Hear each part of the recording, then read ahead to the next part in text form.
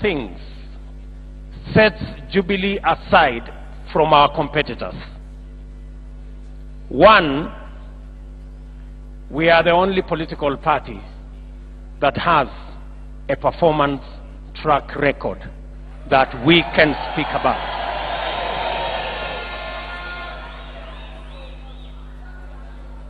From infrastructure to education to health to electricity and an array of areas that we will shortly go through in this launch. That is number one. And number two, we have a superior plan, a superior agenda, program for our country that our competitors can only copy. That is the most they can do. And we welcome them to copy because it is the best. It cannot be found anywhere else. And that is why this evening we've come here as the Jubilee family under the leadership of Uhuru Kenyatta, so that we can take the people of Kenya through the plan we have for the next 5 years. And with those few remarks, before I invite our CSS who will take us through some of the achievements of the Jubilee administration, it is my very humble duty and pleasure to request our party leader and President of the Republic of Kenya, Uhuru Muigai Kenyatta, to make some few remarks. Your Excellency.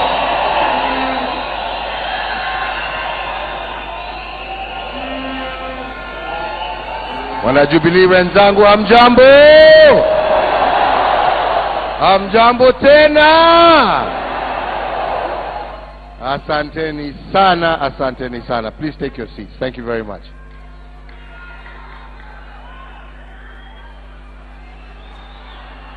Wakenya wenzangu,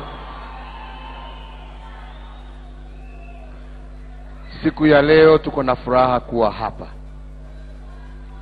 Tukiwa kwanza twajikumbusha pahali ambapo tumetoka. Miaka 4.5 tulikuwa tumesimama hapa hapa tukiwa twazindua wakati huo manifesto, mpango, mipangilio ile tulikuwa naye kwa taifa letu tukufu la Kenya. Wenzetu wa Kenya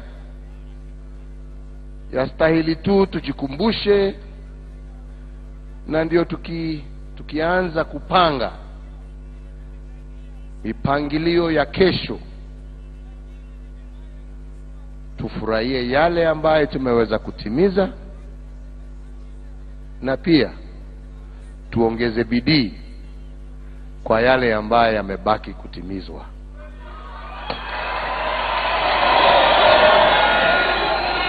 Wenzetu, wakati tulikuwa mbele yenu wa Kenya miaka 4.5 iliyopita, tulikuwa mbele yenu tukiwa tumetoka wakati taifa letu lilikuwa limetoka uchaguzi ambao uligawanya wa Kenya kwa misingi ya kikabila, uchaguzi ambao ulilete maafa, uchaguzi ambao ulilete umwagikaji wa damu, uchaguzi ambao ulilete uharibifu wa mali, Na tukasema kama Wakenya wakati huu, kupitia serikali ile ambaye ya muungano iliundwa, ya kwamba Wakenya wastahili wapate katiba mpya, katiba ambayo itatuunganisha sisi zote kama Wakenya, katiba ambayo itaondoa mamlaka mengine kutoka rais na ipatie serikali za ungatuzi, katiba ambaye iliwekwa ndio Wakenya tena wasimwage damu.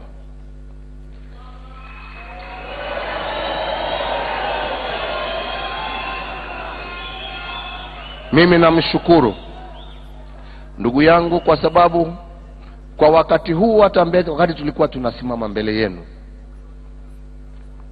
tulikuwa na mzigo mkubwa ambao tulikuwa tumewekelewa mabega yetu,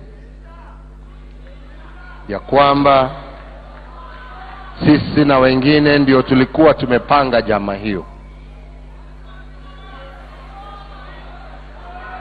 Lakini badala ya chuki,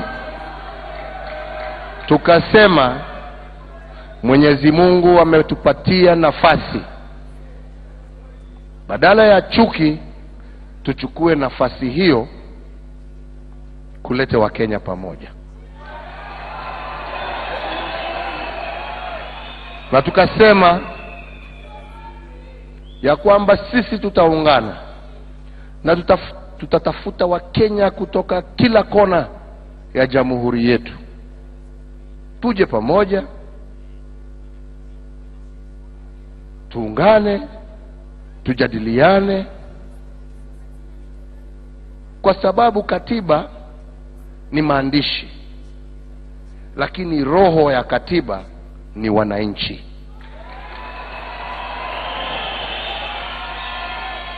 Na kutasema ya kwamba tumeandika vitabuni vile tutafanya, lakini yale ambaye tuwataka ni kutimiza kupitia Wakenya, kwa sababu life is given to a constitution by the people, not by the words we read, but the life comes from the people.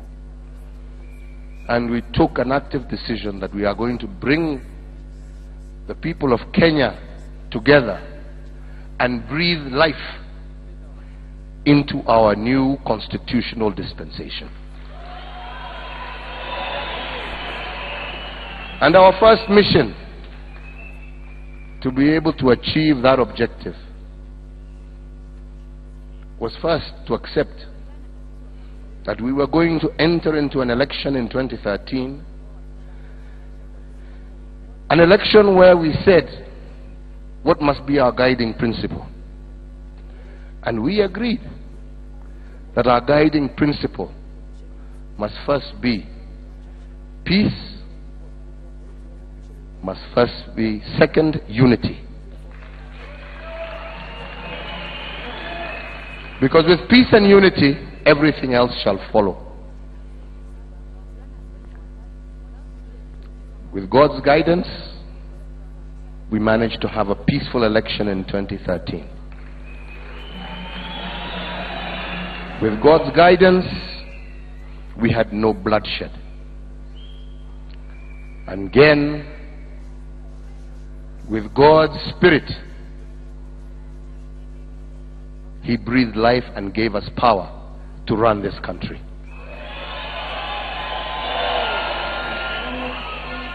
And I believe that since then,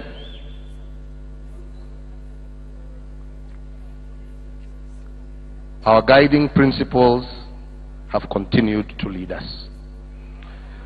And that is why, 4.5 years down the line, my greatest pride is that we have had a government composed of all communities in Kenya, composed of all religions in Kenya, and we have not for a single day struggled over a vision. We have worked together to deliver a united vision.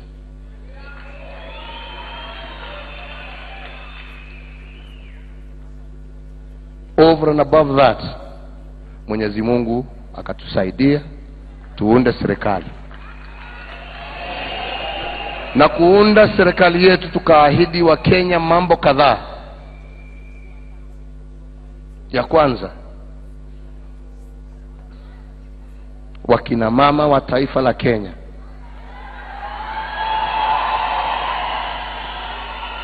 hawata tena pata shida au maisha yao kuwekwa hatarini kwa sababu ya kutuzalia viongozi wa kesho.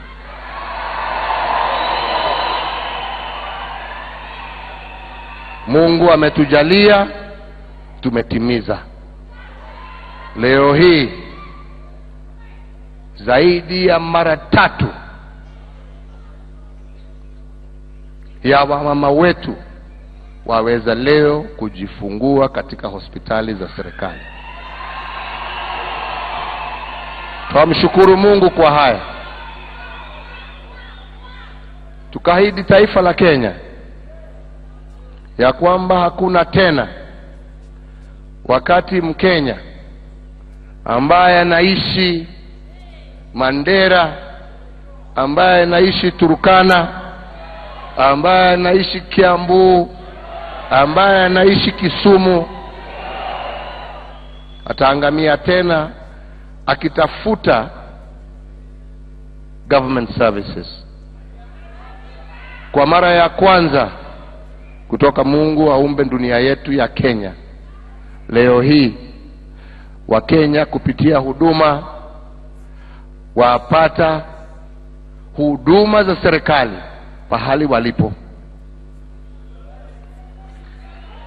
Hakuna tena usafiri Nairobi ndio upate kitambulisho. Wapata kitambulisho kwako. Furaha yangu ni safari ambazo nimetembea katika sehemu mbali za Kenya. Ukisikia sasa Msomali ambaye alikuwa ametengwa akisema napata kitambulisho yangu.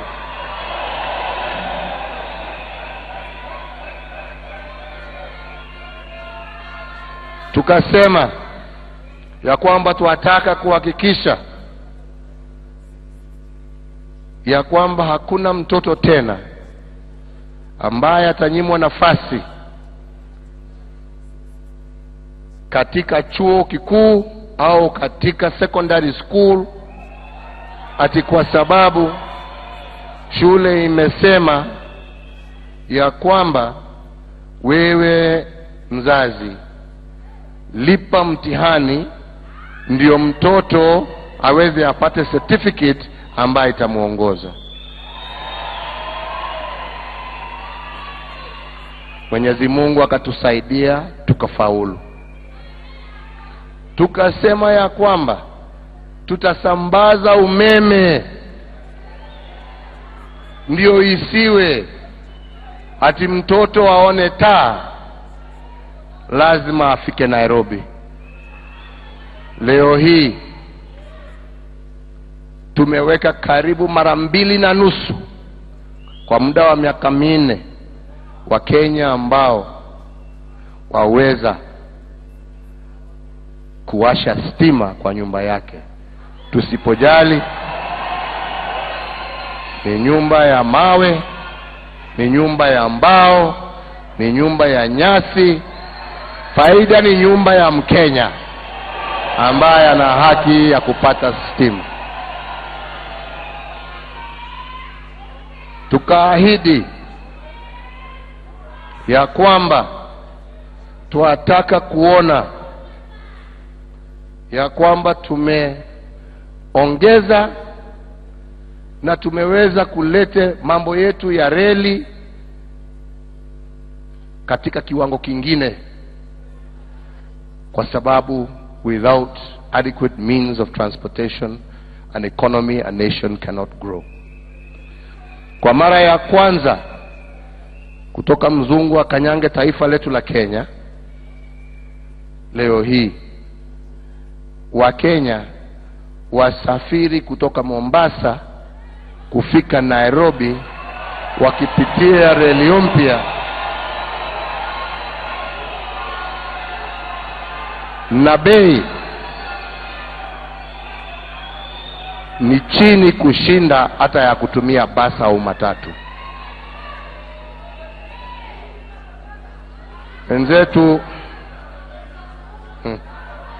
Wenzetu tukasema ya kwamba tunataka uhusiano mwema na taifa majirani, taifa za Afrika, na tukasema ya kwamba uchumi wa Kenya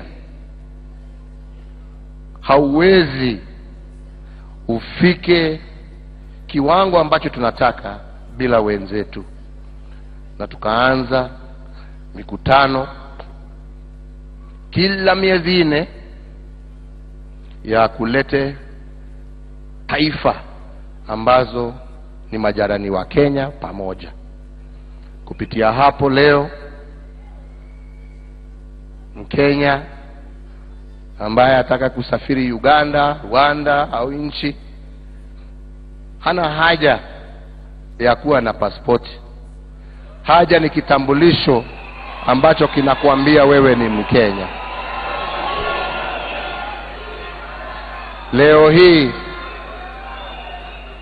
ukisafiri au uko na ndugu au dada yako ambaye anafanya kazi Rwanda, ukimpigia simu ni kama ukiwa hapa Kasarani na unapigia mwenzako yuko Kibira.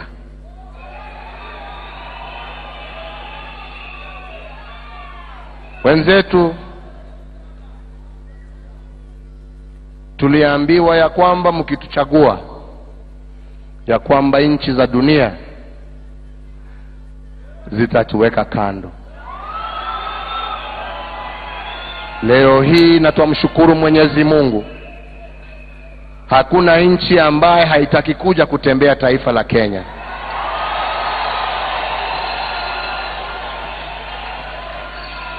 Leo hii hakuna nchi ambaye haitaki kupokea rais wa Jamhuri ya Kenya.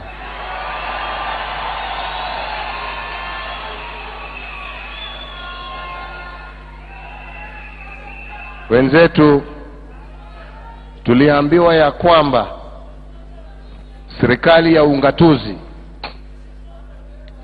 itakufa kwa mikono ya Jubilee. Furaha yangu leo ni ya kwamba leo hii tuko na magavana 47 ambao hawawezi waseme wamenyimwa hata hela moja na serikali ya kitaifa. Katiba ilitupatia muda wa karibu miaka 7 tutimize ungatuzi. Tukasema hatutachelewa hata siku moja, na leo hii tukiongea baada ya miaka 2.5 functions zote ambazo zilikuwa zipatiwe serikali za ungatuzi tumewapatia, pamoja na pesa ambaye inatakikana.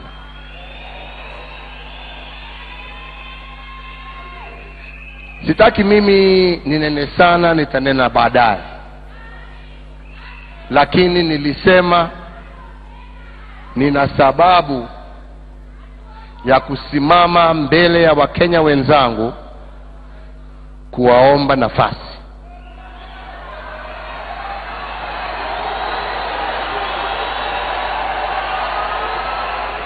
Nina haki kwa sababu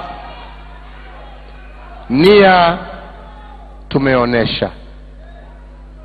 Nina haki kwa sababu ni mengi tuliambiwa hatuwezi, tumetimiza.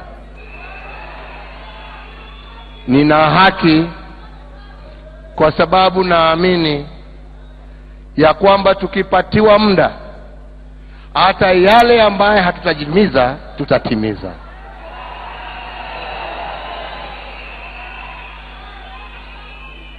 Wenzangu, na tutaenda na wenzetu hapa, mawaziri wenu watawapatia na watawaambia yale yote in more detail tumeweza kufanya. Lakini mbele ya niwapatie nafasi, ningependa kusema tu jambo moja. Tofauti yetu na tofauti ya wale ambao tunashindana na wao, na tofauti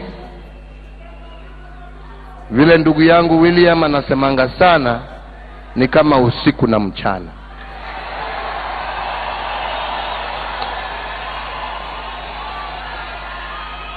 Na tofauti ni hii: kuna wale ambaye wanatafuta uongozi kwa kulaumu wenzao, lakini kuna wale ambao wanatafuta uongozi wakisoma yale ambayo yametendeka. Acha nimalize. Wakisoma yale ambayo yametendeka na wakiwa na nia ya kurekebisha. The difference between us and our competitors is that there are those who will take the spirit of our people to vengeance because of history. But there are those amongst us, which are us as Jubilee, that will take the mistakes that we have made in the past and offer hope, opportunity, and a future for our people.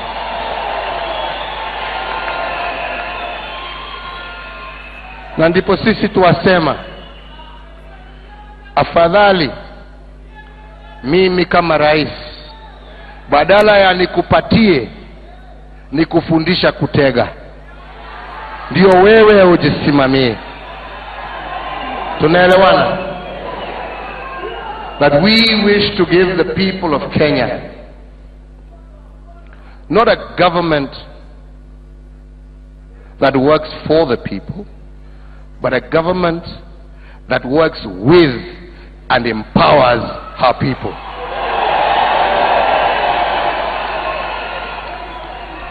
Because at the end of the day, this country does not belong to a government, does not belong to an individual. It belongs to 45 million. So what can be greater than empowering those 45 million to stand up and be able to live without depending on a government, on a foreigner, on anybody? Tukisema tunataka kuongeza manyumba, jameni, hatusemi ya kwamba kodi haiko juu. Kodi iko juu, ni kweli.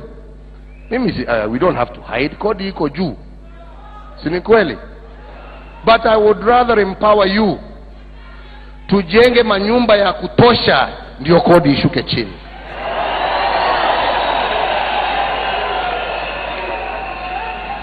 And that's simple economics, by the way. It is the power of demand and supply.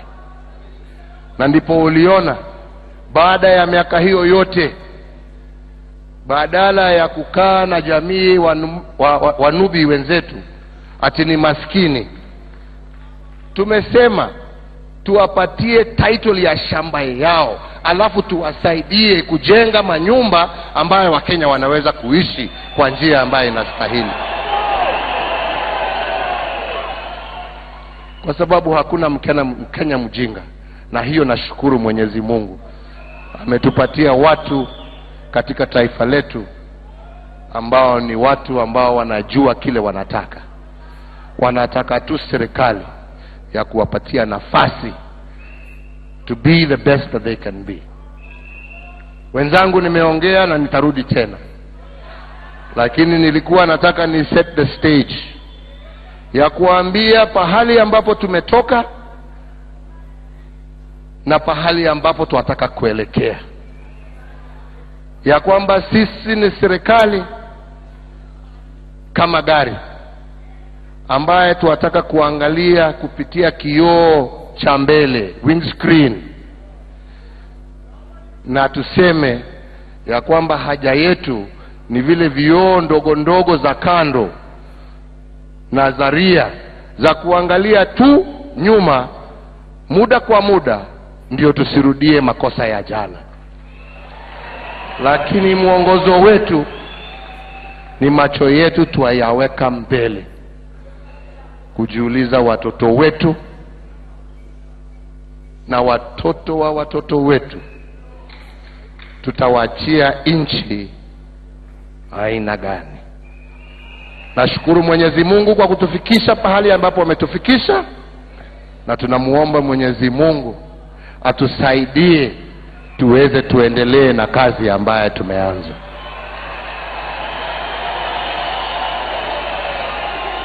Kwa hayo machache mbele ya nirudi, namualika ndugu yangu hapa sasa aelekee na story hapa vile tutaendelea.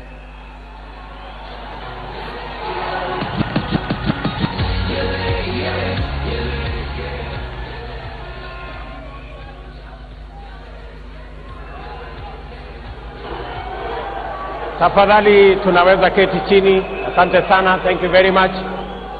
Tena, let's appreciate His Excellency the President for a decisive statement there. Thank you very much, Mr. President. Now, good people, you have had a very brief preview of the Jubilee scorecard.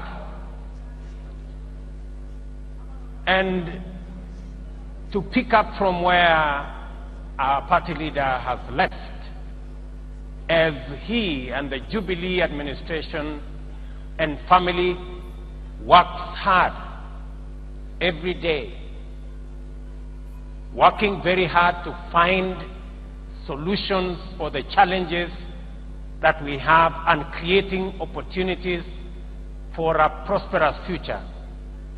Our competitors also work very hard to find who to blame for our challenges. It's a world of a difference. And now I want to invite you to listen to Amina Mohammed, our CS for Foreign Affairs, Adan Mohammed, our CS for Industrialization, and our CS for ICT, Joe Musheru, as they lay the foundation of where we've come from, what was our status in 2013, what was the position of our foreign direct investment in 2013, where were we with our road network, our energy generation, distribution, and cost? Where were we with all the other infrastructure that is required to lay the foundation for one thing that is at the heart of the Jubilee plan going forward? And that one central thing, one central concept that is at the heart of the Jubilee manifesto going forward, having laid the foundation, is how to create jobs for millions of the young people of our country. That is the single most important and urgent thing that Kenya needs. And Jubilee has already laid the foundation for the transformation of our country and the creation of jobs for our young people. Mina Mohammed. Thank you. Thank you very much.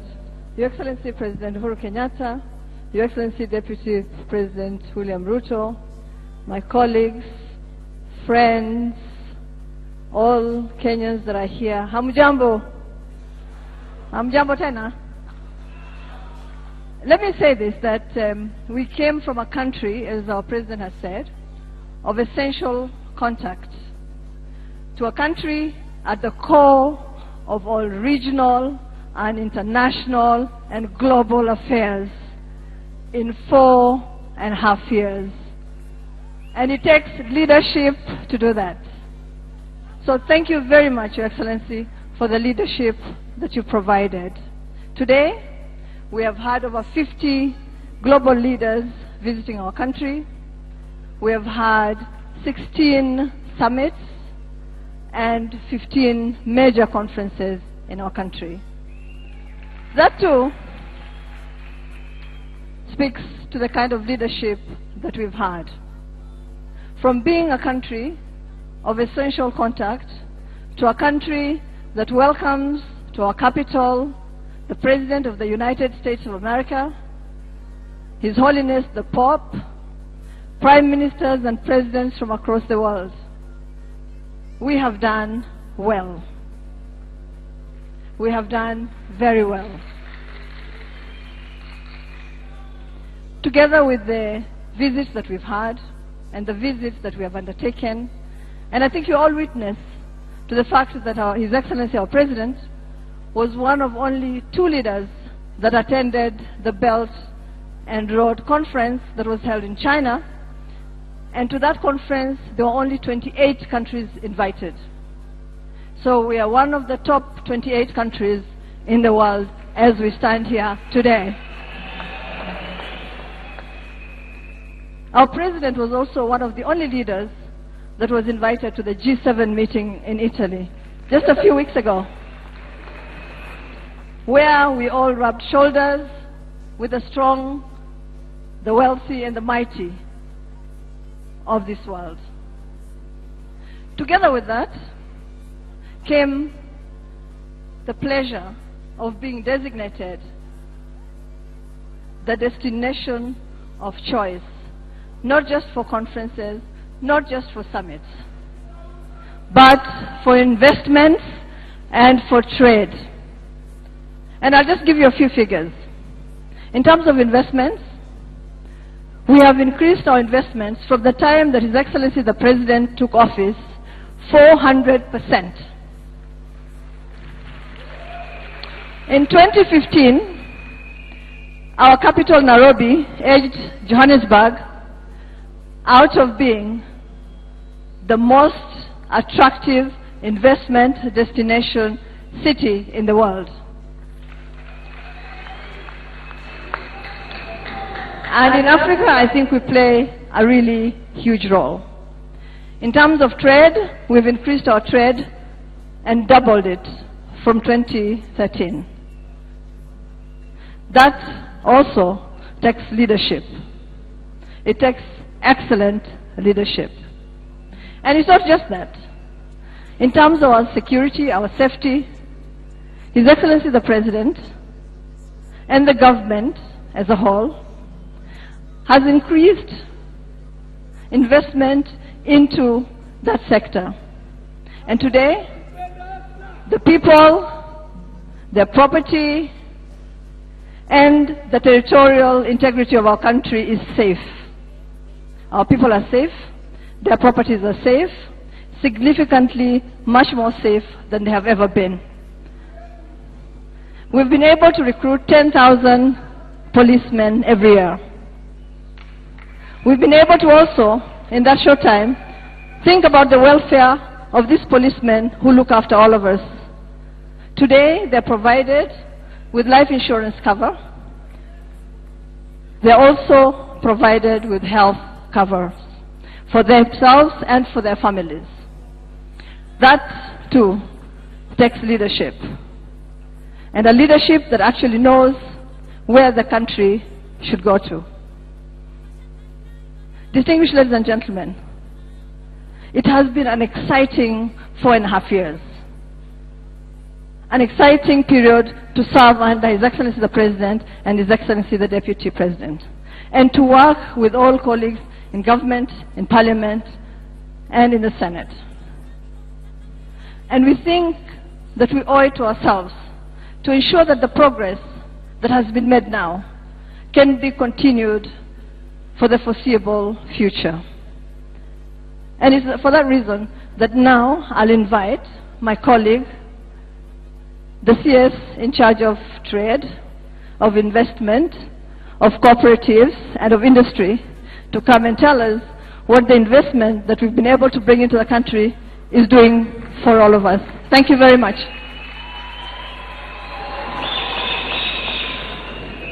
Thank you very much, Waziri, Your Excellency, the President of the Republic of Kenya, the Deputy President, fellow Kenyans.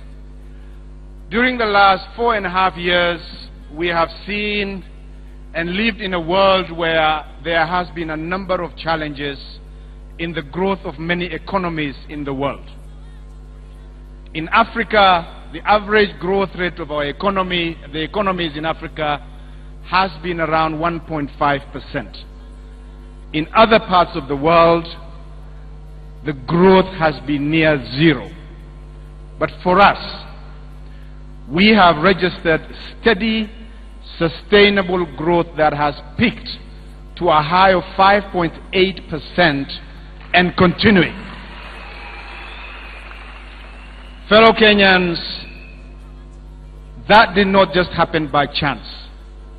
We have had during that period a very strong macroeconomic environment where interest rates have been stable, where the exchange rate, the currency has been strong and stable, and where we have managed to create an average of 800,000 new jobs each year during the last 4 years.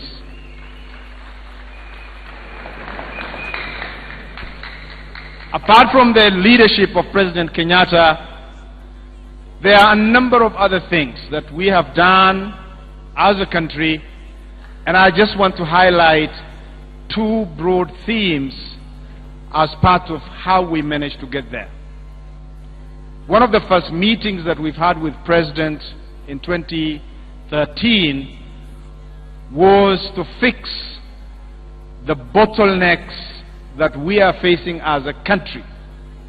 And I remember being asked, I guess being directed actually, to travel from Mombasa to the port of Malaba to see what are the bottlenecks that is actually causing us trouble in the country. And that journey started from the port of Mombasa. If you think about the improvement that has happened, His Excellency the President has focused this country into fixing the simple and the basics of this country. The things that actually annoy a lot of people. And a key part of that has been to fix the underinvestments that we have suffered for a very long time in infrastructure. And that is one theme I want to talk about. The second theme is the issue around bureaucracies that have strangled businesses and citizens of this country.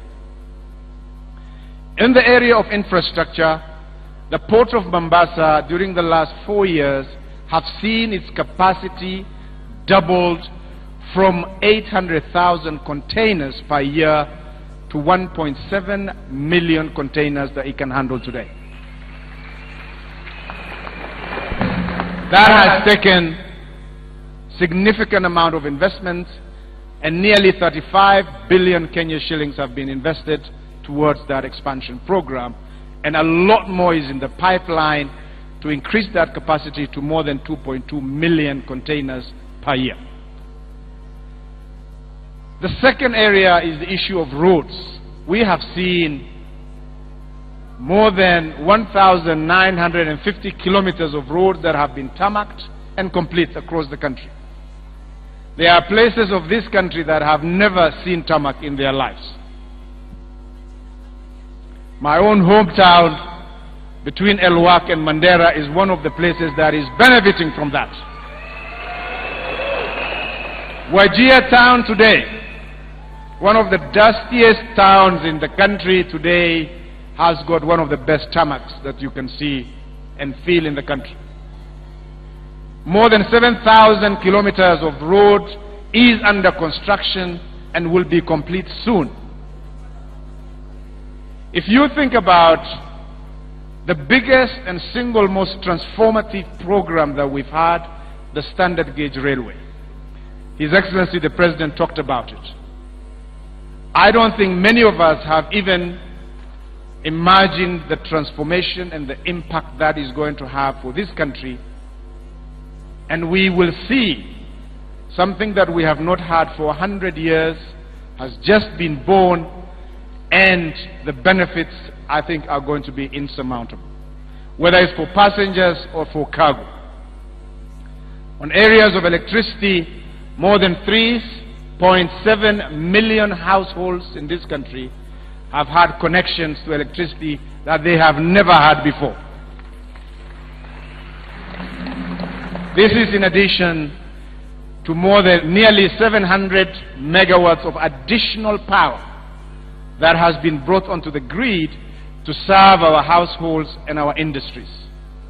One of the most unique things about our power in this country is that nearly 75% of it is renewable, clean energy.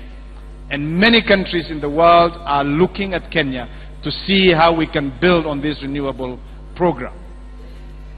Our airport infrastructure has been expanded for a very long time, and we're very pleased that very soon we will be able to have ability to fly direct from here to the US, courtesy of Category 1 status that Jomo Kenyatta International Airport has achieved. Let me just highlight what this means for many of us Kenyans. What the roads have managed to do for people and transform people's lives. When somebody from Moyale used to take 3 days to travel to Nairobi, they are now able to do that in 7 hours.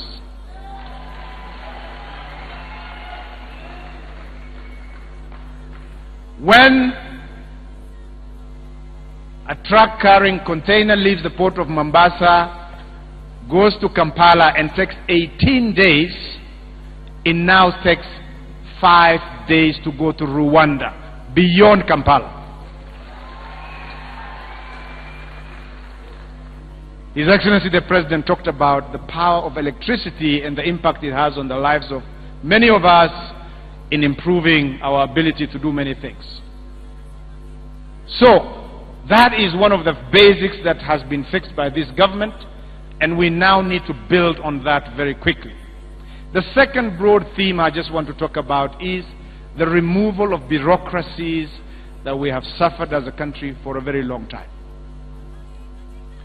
You know, we have the law that governs all businesses in this country, whether you are small, medium or large, is what is called the Companies Act. We have been operating using the 1948 Companies Act that we inherited from the British government. And in 2015, we now have a new Companies Act that is more relevant to the needs of Kenyans, that is more relevant to the needs of many small and medium-sized businesses that are the backbone of our economy in this country. Just to highlight a few examples. In the past, you needed to have a lawyer to register a business. Under the new Companies Act, you don't need that. Under the new Companies Act, you don't need to hold an annual general meeting, which many of you have seen that large companies and small companies were required to do in the past. We also don't have the need to have many directors and shareholders as a requirement like before. You can have a one-man, one-woman company. And many other benefits that has made the new company law to be more friendly and relevant to the needs of millions of small and medium-sized businesses that we have in this country. And so, that is one of the things in terms of making it easy for businesses to do things. There are a lot of other measures that we have that we look at in helping small businesses thrive. How long does it take us to get electricity connection? How easy is it to pay taxes in this country if you want to comply? What about construction permits? What about if you want to register a business, a company? How long does it take you? There are many measures that we have looked at and continue to improve. And one of the things that I want to say is that as a country we are really, really excited. Every year the World Bank Group undertakes a study called the Ease of Doing Business that maps all countries in the world against one another. And for 2 years in a row, we were ranked as the third most improved economy in the world. That has happened courtesy of the reforms that this government started. We were #1 in Africa, and we want to continue to drive and push on that journey as we look forward into the future. So the basics have been fixed. We need to do a few more to get to the promised land. So this journey must continue. And what are some of the specifics, as I conclude, have we seen as a result of fixing some of these basics in terms of benefits to this country, in terms of job creations, in terms of attracting investments? We were less than $500 million annual investments coming from outside into this country 2013. Today we are clocking nearly $2 billion per year. These are both domestic as well as foreign investment. These are the businesses that create jobs for our young men and women every year. Starting from further south in the coast, I talked about the level of investments that we've done at the port that will transform lives. Nearly 60 billion shillings will have been spent at the port of Mombasa in expanding the capacity, improving efficiency, and many other things. As you come further north, at Sultan Hamud we have the biggest can manufacturing company in Africa, having spent 12 billion shillings. You will see that company very soon. So those of you who are drinking beer from can and juices and whatever, that can, not only for Kenya but for many African countries, is being done in Sultan Hamud. Come further north, Konza City is going to be the transformation that I think this country has not seen yet. We are building a university equivalent to MIT of the US, where nearly 73 billion shillings have been committed to transform Konza City to be the new technology city, not only for Kenya but for Africa. If you look around Nairobi, there are many, many, many other investments. We have the first special economic zone in Eldoret that will be attracting 200 billion shillings of investments, where ground will be broken between now and August, coming very soon. So, fellow Kenyans, a lot has happened in the last 4.5 years, but a lot more needs to be done. This is a journey that has started, a journey that needs to be continued. And I think the transformation has been wonderful. We need to continue with this journey. And now let me ask my colleague and friend, Waziri Joe Musheru, to take us on from there. Thank you very much, ladies and gentlemen. Thank you very much. And before CS Musheru takes over, Your Excellencies, Kenyans, I'm receiving a lot of comments. And Your Excellency, the top question that I'm receiving here is about unga.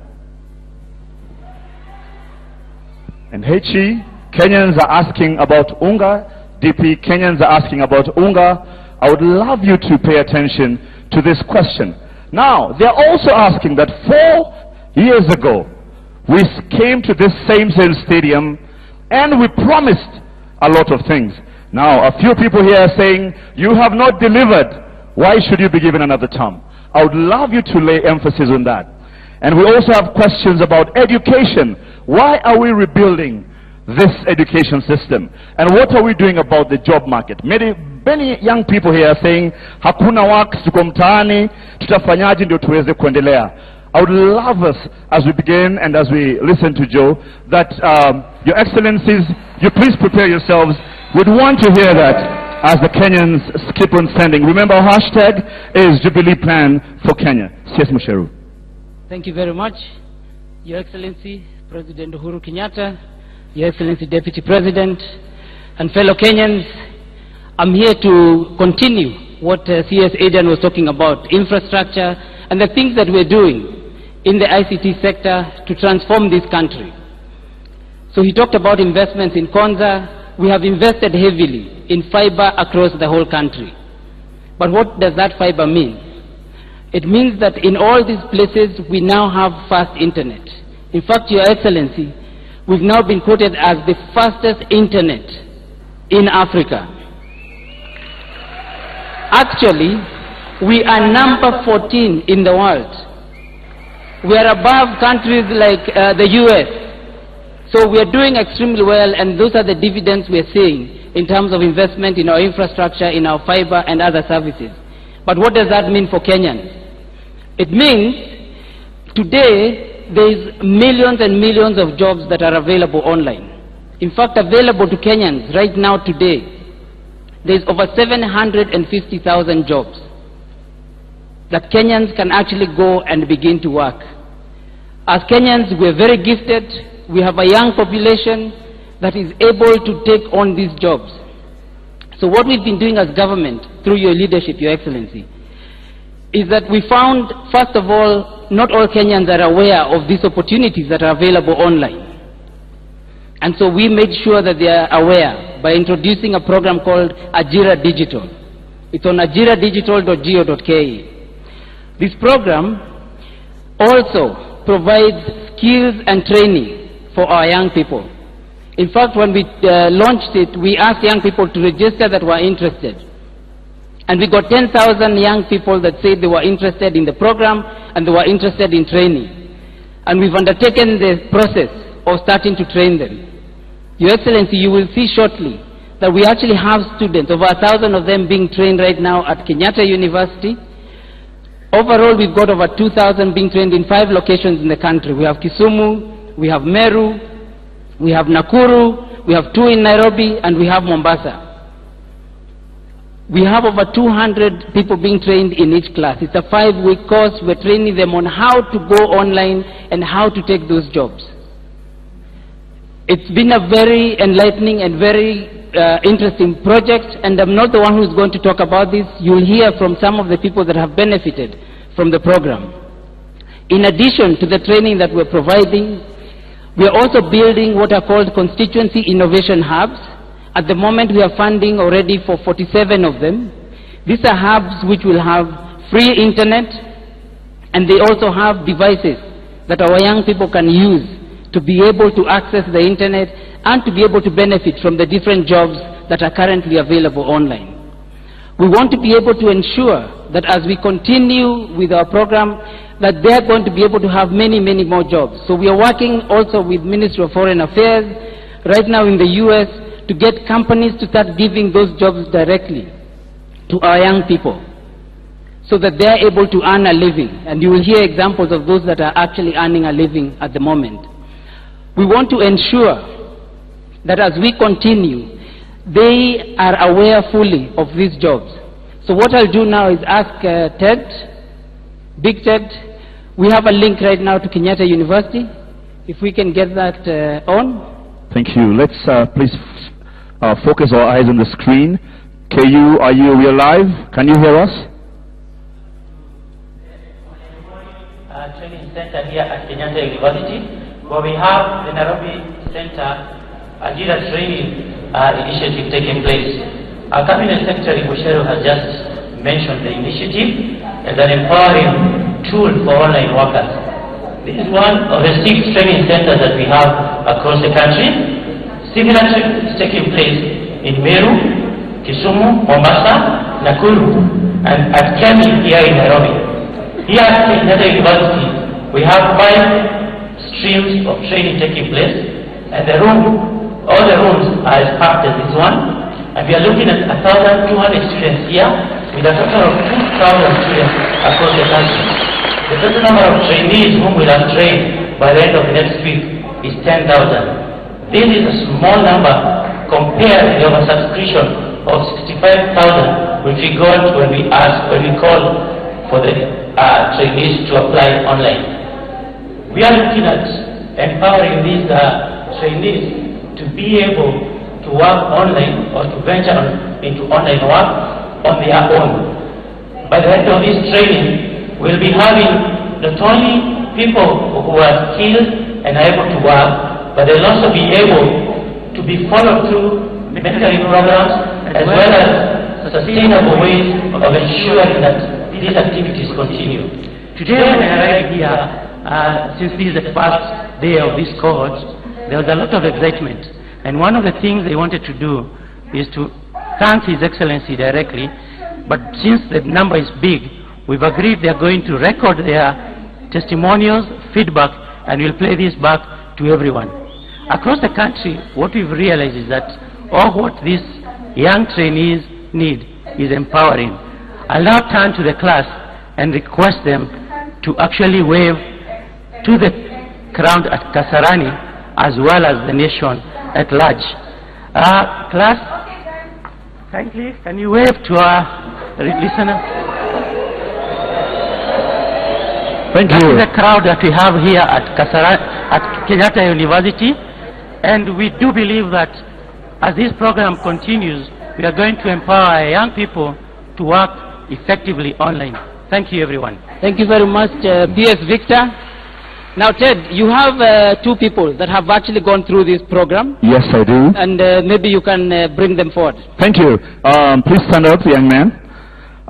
Let's speak tuongee na huyu kijana tujue ya kwamba kama kweli mambo haya ni ukweli ama ni story ambayo tunaleta hapa.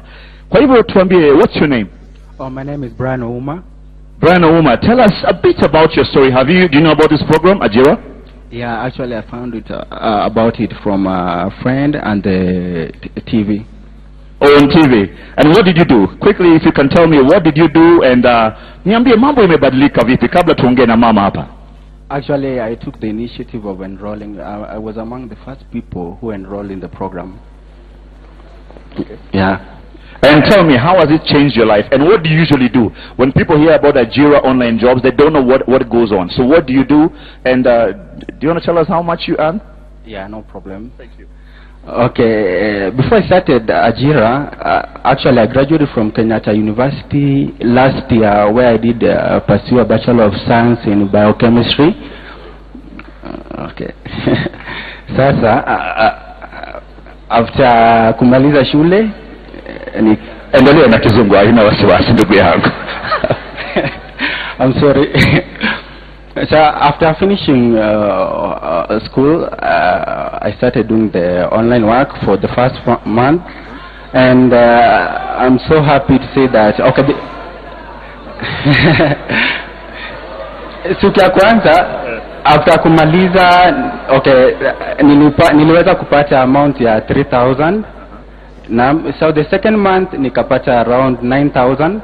So after kuona hiyo opportunity iko, actually nikachukua initiative of work more harder, and I'm proud to say that it has been more than 10 months since I first joined the program, and I'm currently making around 100,000 to 150 from the program. From the program. Thank you very much. You may have a seat. Wacha niongee na mama. This is Mama Brian. A round of applause for her, ladies and gentlemen, as we welcome her to the show. Mama, hebu tuambie mambo imekuwa vipi na hii program ama hii kazi? Unajua kwanza kazi anafanya kazi gani huyu? Sijui kazi anafanya, lakini anakuwa kwa computer 24/7. Ningependa tu kuambia Wakenya ya kwamba hiyo program ya ajira imesaidia sana hasa vijana, kwa sababu my son hata ametoka nyumbani, anakaa peke yake kwa sababu anaweza kufanya mambo yake bila kusumbua wazazi. And that is a good initiative for this government, and we just want to congratulate the government for what it is doing in the lives of the young people. Thank you very much. A round of applause for mama. Asante sana. Brayo, dakika tu moja, ndo mahasla wa understand kitu inaweza. Unajua kuna maboyo mtaani wanaona ni kama hii ni para mtu wangu. Wanaona ni vako. Hebu waambie, si ndio? Vitu gani ushabaisha yake nini? Sasa nimeweza kununua land in Nakuru, and I've also leased the land in Bomet where I'm cultivating potatoes, Irish. Asante sana. Makofi sana kwa Brayo. Wasee inawezekana jo, au sio? Asante sana. So thank you very much, Your Excellency. I think they've spoken for the program. Asante. Thank you very much, Joe. I think to tie this up so that the rest of us, those seated here and those at home, ngojeni kidogo wangwana, dakika moja. Asanteni sana. Thank you very much. Shukrani. So that we can consolidate what our three CSs have said. The millions of young people across the country who are watching us and those who are here wanajiuliza, reli inayojengwa, barabara inayojengwa, sitima ambayo inasambazwa, program ya ajira.com ambayo tumeonyeshwa hapa, how does that relate to him or her as she or he sits at home? And I want to say the following so that our party leader can come and give us the way forward. For the young people who are listening to us this evening, as Jubilee, we identified joblessness, the lack of jobs for millions of our young people as a central problem in our country. And we've gone about laying the foundation so that we can give hope and jobs to millions of young people. And that is why, for a long time, the economy has been able to create only about 800,000 jobs. But the job market, the people who come out to look for jobs, are way beyond 800,000 annually. That is why a young person who is sitting at home today and watching, a parent who is watching this program and asking themselves, what does the future hold for my child? For the young person, what is in it for me in the Jubilee manifesto? The good news is the following, that the whole of this endeavor, the construction of the standard gauge railway, the expansion of our road network, the whole program of generation and distribution of energy is so that we can create that environment that will create jobs, provide opportunity to have industry, provide opportunity to do what Joe Musheru here has said.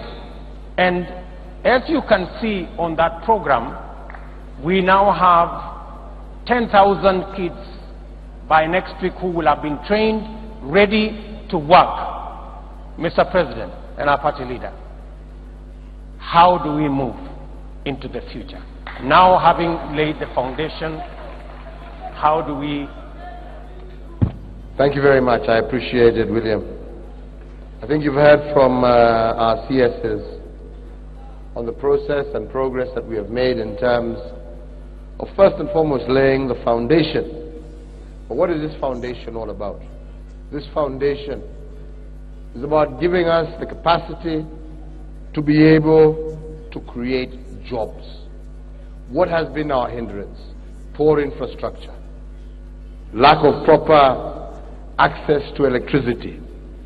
But as a result of some of the initiatives that we have done, we have seen a number of vehicle manufacturers who used to be here in the 60s and left are now finding their way back. Recently I was in Thika opening the VW plant. Toyota is making investments here in Kenya. Peugeot is making investments here in Kenya. Again, these people are not coming to Kenya because we have done nothing. You've heard again from Minister Adam about how we have improved from almost position 130 to position 92 in the global doing business index, and it is our objective over the next 5 years to ensure that we are at position 50 and the top business and investment destination on the African continent. We intend, again with the expansion of the infrastructure that we are doing, to be able to create so that we are not a nation of job seekers, but rather a nation of job creators.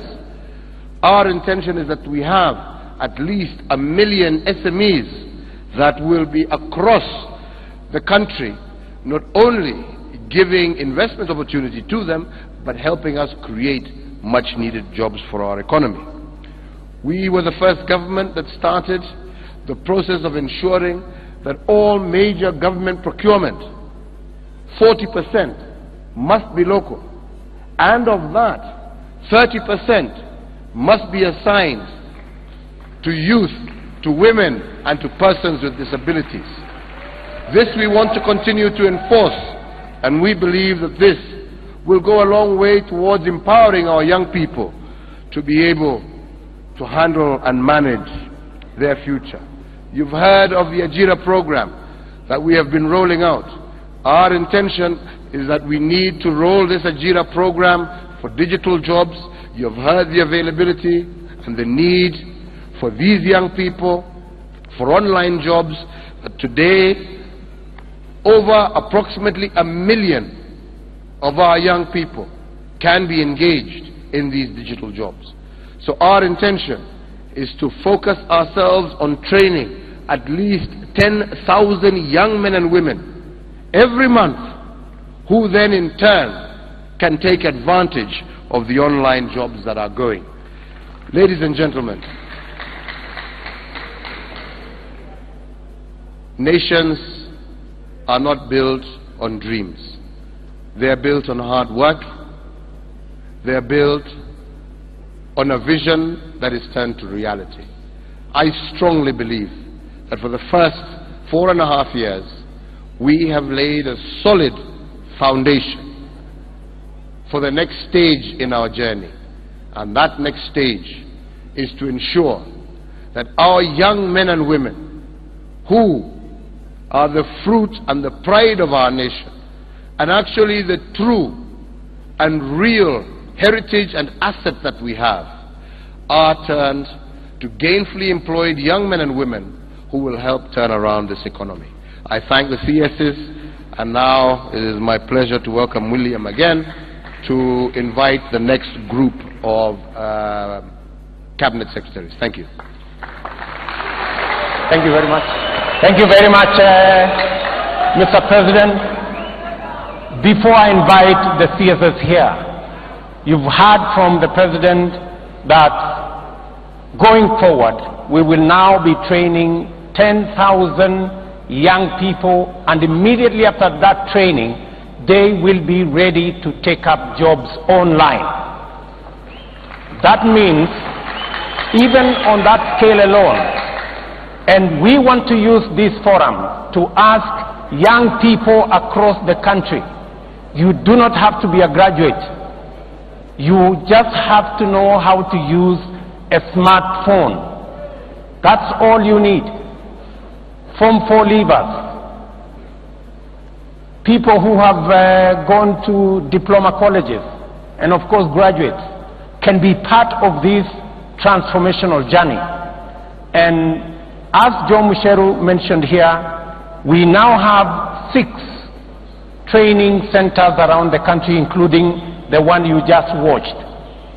But in the next 6 months, we shall expand those training centers to 1,160, which means there will be a training center in every ward, 4 training centers in every constituency, where you do not have to travel to Kenyatta University anymore.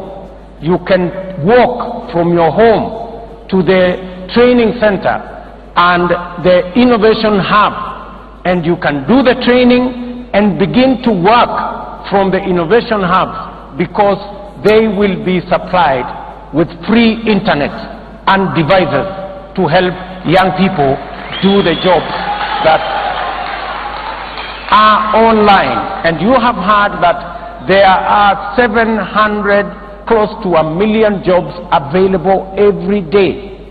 It is possible using this Ajira program. And I hope the young people of our country are listening wherever they are, that the rollout for the building of the 1,160 innovation hubs around the country is ongoing. In the next 6 months, they will be available.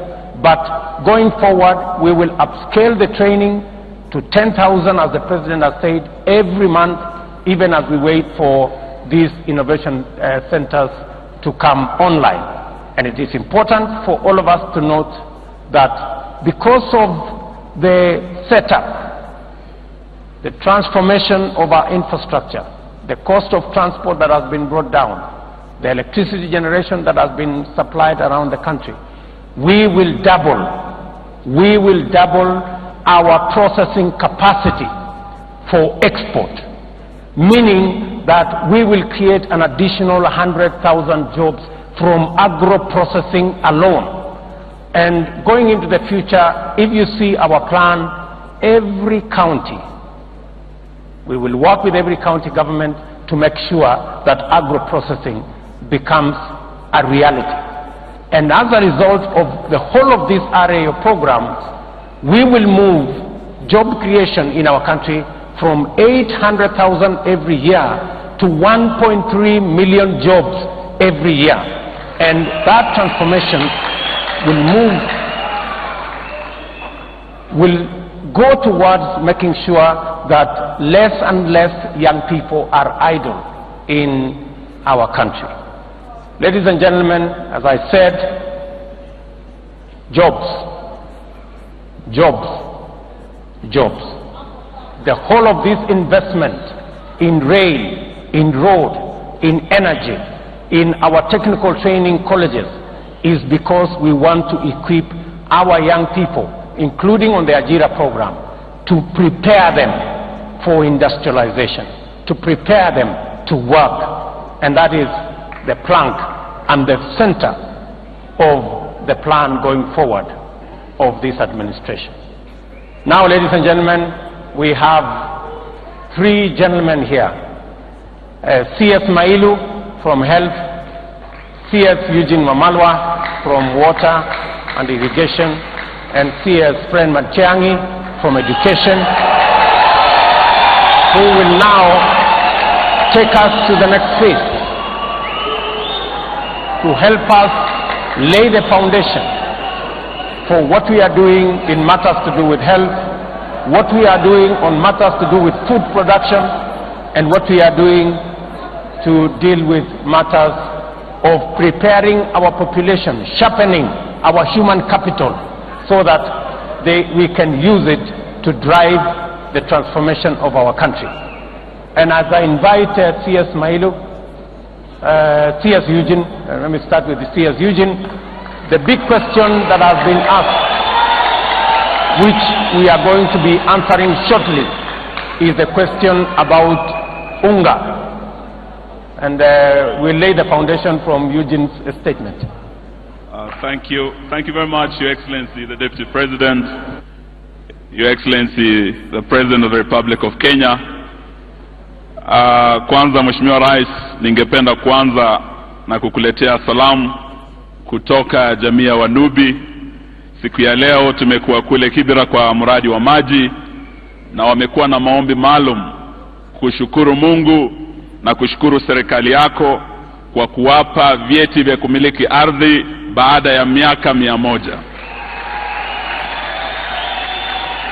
Mheshimiwa Rais, Wanubi wamesema walipigana vita vikuu vya ulimwengu vya kwanza, vita vikuu vya ulimwengu vya pili, lakini hakuna serikali imewahi wakumbuka kuwapa ardhi ama kuwatetea maslahi yao isipokuwa serikali yako, na wanakuombea Mheshimiwa Rais.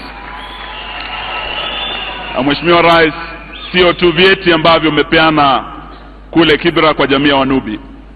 Tangu serikali ya Jubilee ichukue ushukani, tulikuwa na title deeds 5,600,000, 5.6 million title deeds kwa miaka 50. Lakini kwa miaka 4 ya serikali ya Jubilee tumepeana kwa Wakenya kutoka Bahari Hindi hadi Ziwa Victoria title deeds 3,000,000 kwa miaka 4.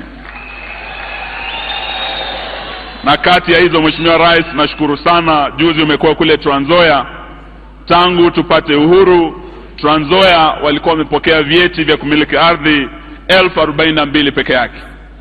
Lakini vile umekuwa Trans Nzoia, umetoa na tunaendelea kuwapa wakazi wa Trans Nzoia vyeti vya kumiliki ardhi 1120 kwa miaka 4. Yani 42,000 for over 40 years. Lakini 120,000 title deeds in 4 years. This is a record, Your Excellency. Na kwa nini tumefaulu kama serikali? Ni kwa sababu tulichukua mfumo wa dijitali kwenye ofisi zetu za ardhi, na tumeweza kufaulu kutengeza vyeti vingi na kupeana kwa Wakenya wengi ambao wamengoja tangu nchi yetu ipate uhuru. Your Excellency, when you took over government in 2013, we only had about 21 million Kenyans connected to water. Today, as we speak, after 4 years, we have over 4 million Kenyans who have been connected to water, Your Excellency. And we're talking of 2.4 million in rural areas that have largely been underserved, and also 1.5 million in urban areas. But Your Excellency, what we have put in place in the last 4 years, in terms of increasing our water storage capacity and water harvesting, we are constructing about 57 dams across the country, which upon completion by 2020, we will be able to increase our national water coverage from 60% to 80%, Your Excellency. I believe this would be one way of ensuring that every Kenyan by 2030 are able to access clean and safe drinking water. Apart from the dams that we are constructing, Your Excellency, we are also in the process of surveying underground water resource which we want to tap as we face the challenge of climate change and the drought that we are facing today, Your Excellency.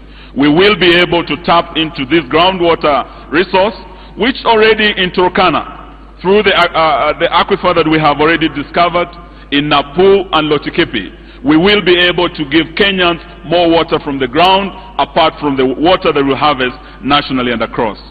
Your Excellency, we have also been able to increase sanitation that was very low at about 25%, and we're in the process of building sewerage systems in towns like Meru, like Isiolo, and towns like Moyale that had never seen infrastructure in sanitation, Your Excellency. When we come to irrigation, Your Excellency, since independence, we had only as a nation been able to irrigate about 354,000 acres of land. But today, as we speak, we have increased acreage under irrigation to over 500,000.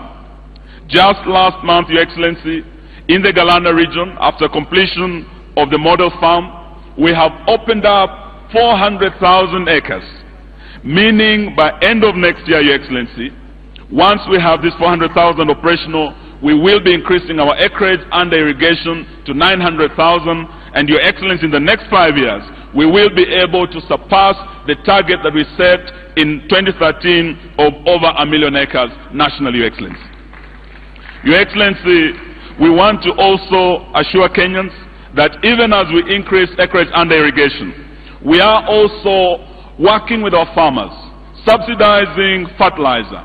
As we speak, up to date, we have over 900,000 metric tons of fertilizer that we have availed to our farmers, subsidized fertilizer that is helping our farmers increase productivity and increase production, Your Excellency. As we speak also, we are working on subsidized seeds. We are also working on mechanization to have modern agriculture to be able to improve our production. Your Excellency, I can say, in spite of the drought that we faced, that with the plans that we have put in place, we will be able to remove Kenya from the list of food insecure nations of the world through irrigated agriculture, Your Excellency. Your Excellency, we have not forgotten our pastoralists. As we speak, we have started a livestock insurance policy, and you'll find this in areas that were hard hit by drought. Turkana, Marsabit, Moyale, Isiolo, you'll find that, Your Excellency, livestock farmers will be able to be compensated in future through this insurance policy. We have also, Your Excellency, improved markets for our fish farmers, for our horticulture, including international markets, Your Excellency, in the last 4 years through improved agriculture. Finally, Your Excellency, as we move forward, as a country, we have improved on our forest cover, that is at 7%, and we are working hard to ensure that we protect our water towers, we protect our water catchment areas, and we are able to increase our forest cover to 10% in the next 5 years, as required by our Constitution. We have also, in improving our environment, Your Excellency, in the recent past, banned the issue of polythene bags, and we are in the process of ensuring that we meet the standards set by the world. Your Excellency, I want to thank you for giving us the opportunity to serve myself and my colleagues. I must say, it has been a transformative journey. It has been humbling working with you the last 4 years. What we have achieved, Your Excellency, in just 4 years had never been achieved in the last 40 years. For this, we want to congratulate you, Your Excellency. But also, Your Excellency, say what you have just said today about the future. We know that it is possible if we embrace the vision that we have unveiled today. We know that the scriptures say in the book of Joel that for your young men will have visions and your old men will dream dreams. Today we have before our nation a young team that has a clear vision for our country. We also do have another team of older men who are also saying they have the same dream about policies like free secondary education, policies like SGR and giving this country a world-class infrastructure. But we will say, as the book of Joel said, may the young men continue seeing good visions that will transform this country, and may the old men continue dreaming their dreams. God bless you. May I now invite my colleague, Bwana Mailu Karibu.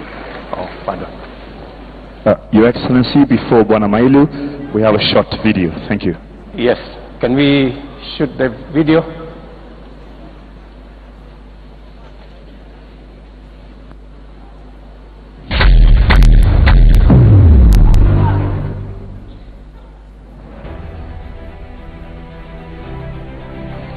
Kwa majina ninaitwa Penina Karimu.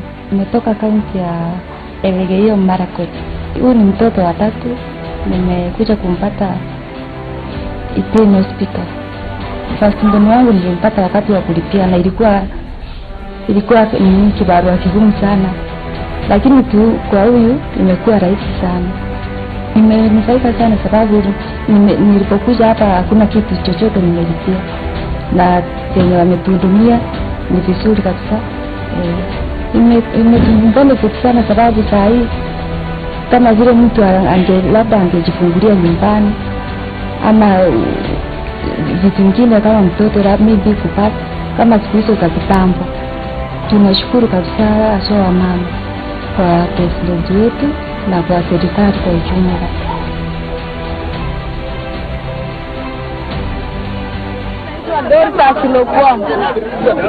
Nimetoka kaunti ya Turkana hapa Ichakuni.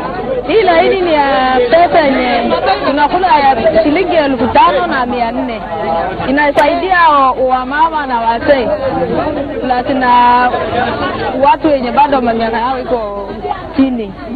Ndio sisi. Siku yenye ilinipata nikifanana mwandasimu. Mwanaume aliniwacha plus na watoto hapo. Nikakaa kama mwandasimu kwa kambi kukula machicha yenye wengine wanakamulia. Sikukuwa hata na malazi. Lakini wakati jina ilirudi niliitwa. Na watu walikula 18,000. Sisi tukafuata tukakula 27,000. Tukapatiwa kati. Wakati nilichukua hii pesa ilinisaidia nyumba kulipa. Ilinisaidia watoto kununulia manguo. Ilinisaidia malazi ya kulalia pamoja na masufuria na vikombe na chakula ya tumbo.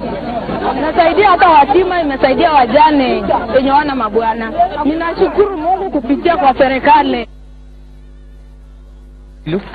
Alafu Matiang'i ndani.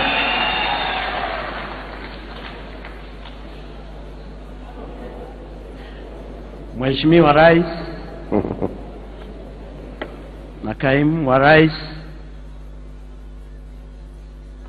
yangu yatakuwa machache. Wakenya wenzangu, nataka tufahamu ya kwamba wakati serikali ya Rais Uhuru Kenyatta ilipochukua usukani, kitu cha kwanza walichofanya katika Wizara ya Afya ni kuhakikisha kwamba ada iliyokuwa inatolewa wa Kenya ili waonekane katika vituo vya serikali iliondolewa. Hiyo ilimaanisha kwamba Wakenya wengi walikuwa na nafasi ya kwenda hospitalini na kuhudumiwa bila pingamizi la hela. Kama rais alivyosema, pili, Wakenya wajawazito, kina mama, rais walitangaza ya kwamba kina mama watakuwa wanajifungua bure katika taasisi za serikali. Na kwa wakati huo wakina mama 600,000 ndio walikuwa wanazalia katika hospitali. Kama tunavyozungumza leo, wakina mama 1,200,000 wanajifungulia katika hospitali. Na kwa sababu ya hiyo tumeona vifo vile vilikuwa vinapata akina mama zikipungua kutoka 488 hadi 362 kwa kila akina mama 1,100.